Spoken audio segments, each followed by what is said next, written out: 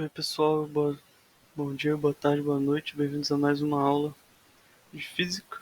Dessa vez a gente vai falar sobre movimento oblíquo e vou dar uma relembrada em vetores.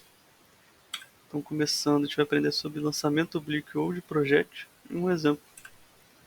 Então, o lançamento oblíquo ou de um projétil é um movimento que tem parte horizontal e parte vertical.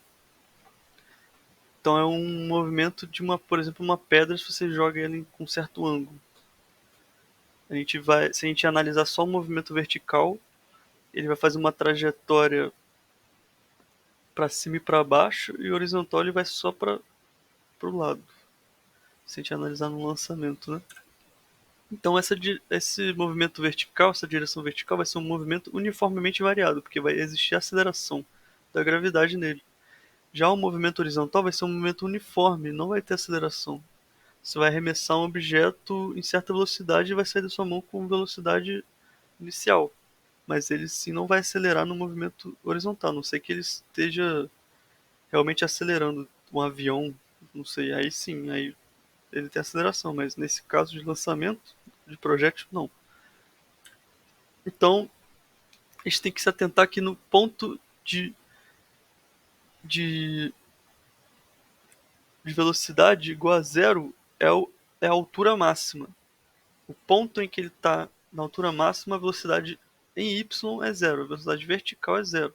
Porque você joga para cima e aí o objeto para e depois desce. Então, esse ponto máximo é o Vy igual a zero. E o alcance máximo é o y igual a zero. Aqui voltando no gráfico. O y é zero no começo do lançamento. Nesse caso, ele pode estar maior, estar mais alto, né?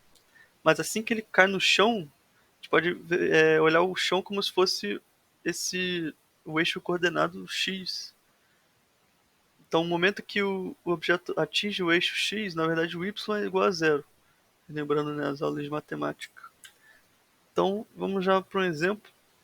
Um dado é lançado a uma velocidade inicial v0 igual a 25 metros por segundo, formando um ângulo de 45 graus, com a horizontal. Qual é o alcance máximo e a altura máxima atingida? Então, a gente vai ter que voltar lá nas nossas aulas de vetores, só para a gente conseguir separar cada segmento. Então, vamos analisar primeiro o movimento vertical. A gente vai ter que o seno de θ é V0y dividido por V0, né? O cateto oposto sobre o cateto adjacente sobre a hipotenusa. E o movimento horizontal é o cateto adjacente, não, é o contrário, o cateto adjacente, o colado, né? O cosseno é o colado, o cateto adjacente sobre a hipotenusa. E a gente pode isolar as velocidades para a gente substituir no próximo passo. Analisando somente a velocidade horizontal agora, o sentido horizontal do movimento, que é, né, o movimento uniforme, a gente tem essa fórmula, que a gente chegou nela na aula passada.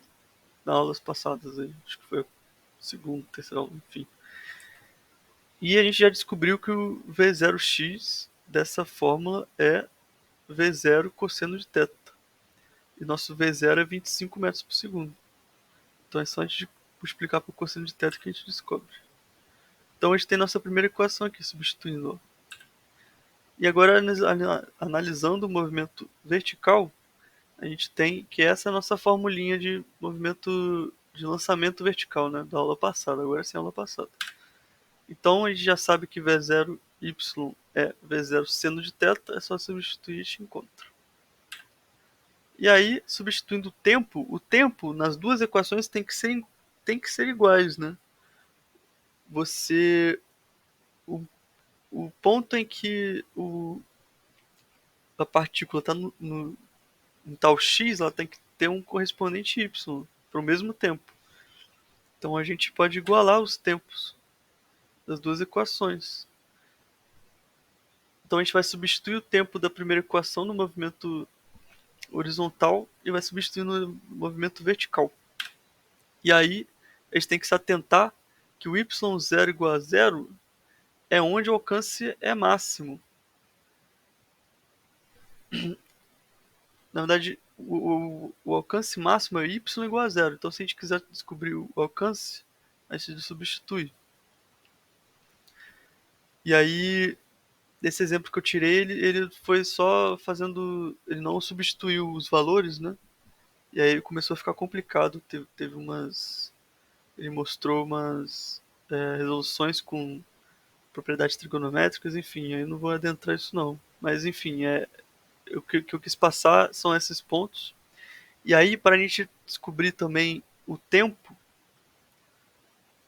a altura máxima, na verdade, a gente descobriu, com essa fórmula a gente descobre o alcance máximo. Agora a altura máxima a gente descobre com Torricelli, que aí é só a gente substituir os valores que a gente já achou em Torricelli, que é vy ao quadrado igual a v0y ao quadrado, menos, né, porque é lançamento vertical, 2g, que em vez de aceleração é g, né, e delta y, em vez de ΔH, ou pode ser ΔH também. Substituindo, a gente encontra o Y, que é a altura máxima. No momento em que o VY é igual a zero, né? Então é isso. Muito obrigado. Aqui é a referência bibliográfica. E até a próxima aula.